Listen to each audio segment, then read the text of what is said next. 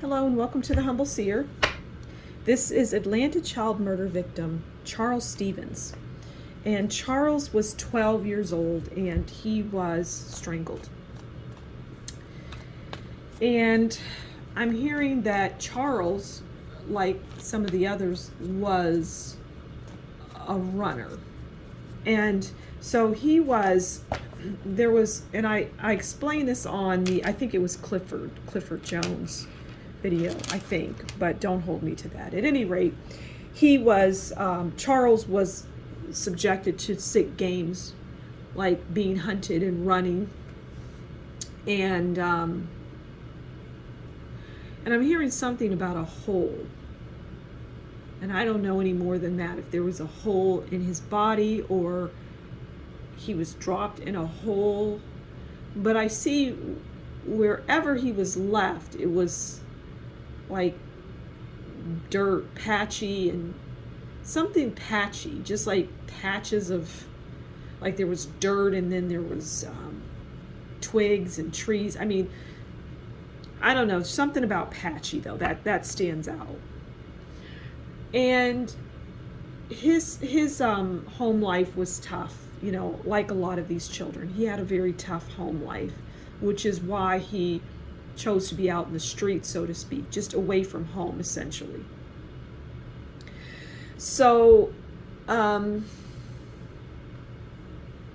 he was hunted down, I'm hearing. I mean, this is a 12-year-old child, okay? And I'm hearing that this biker person, this fellow that's, you know, if you listen to my videos, you'll know who I'm talking about. He was involved, as well as this white milk truck and this red car. Somehow they all surround, and that's the word to use, they all surround Charles. Okay, so let's get into, that's interesting. There's something about the surround part. Literally, they surround him. Okay, let's get into the reading, and let's pull our first card for Charles Stevens, who was 12 years old and strangled. Okay, so we have the 10 of Cups, and the 10 of Cups is about fairy tale endings, and that's what I'm going to pull from this, okay? Now,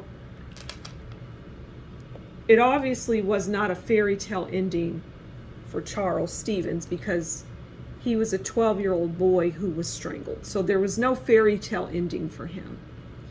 But for the individual that wanted this child, it was a fairy tale ending for that person. And I'm hearing orgasmic, which is this man, it was orgasmic for this man who wanted Charles Stevens. He got his 10 of Cups.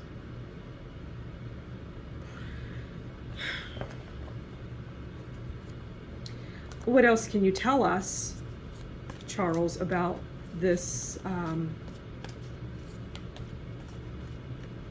this situation? I keep going back to patchy, brown and patchy. Okay, I just don't know what else that means in water. Okay, all right, let's pull another card for Charles. Okay, so we have sorry about that movement of the camera. We have the Hermit. And the Hermit is, well, it's about loneliness and solitude. And as it relates to this reading, because sometimes the Hermit represents an actual person that's involved in this, but the Hermit is about Charles. It's about Charles's life. So the Hermit is loneliness, solitude, betrayal, dishonesty, standing alone, walking away. Now, there was another boy a little older than Charles who was involved in Charles's abduction. And this person, this boy, it was a brown-skinned boy, and there was something with about his legs. They may have been bowed, or maybe there was an injury, but he walked differently. There was something about his legs. The boy who came in to assist in the abduction of Charles. Because Charles was a smart boy, and he was aware of what was going on, and he just had in his mind that he was not going to fall victim to any of this. I'm too smart is what I'm hearing. I'm too smart. They're not going to get me. I'm too smart. And somehow they knew he was too smart, maybe by failed attempts. Yes, I'm hearing by failed attempts to actually abduct him. But they called in their reinforcements, or they called in that last resort, I'm hearing. Okay, if we cannot get you this way, then we have to call this person in.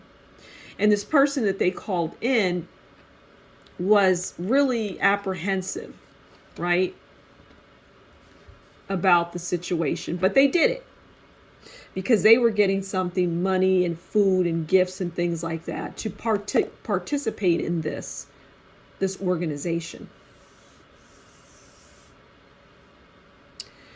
So, and I'm hearing that Charles, he screamed. He let out a very loud scream. And I'm hearing that where he was not all that isolated, so that screaming could be heard, but people that heard it just chalked it off to, oh, that's just, well, they chalked it off to not wanting to get involved, but knowing that that is the scream of somebody in serious trouble. That is serious, that scream. But no one came to his aid. So we're going to leave it there. Thank you for stopping by the Humble Seer. And if you like what I do, please leave a comment in the description box below if you care to do so. Like, share, subscribe. And if you enjoy what I'm doing and you want to show that, then please consider buying me a coffee. The information is in the description box below. Thank you so much. And until next time, you take good care. Bye-bye.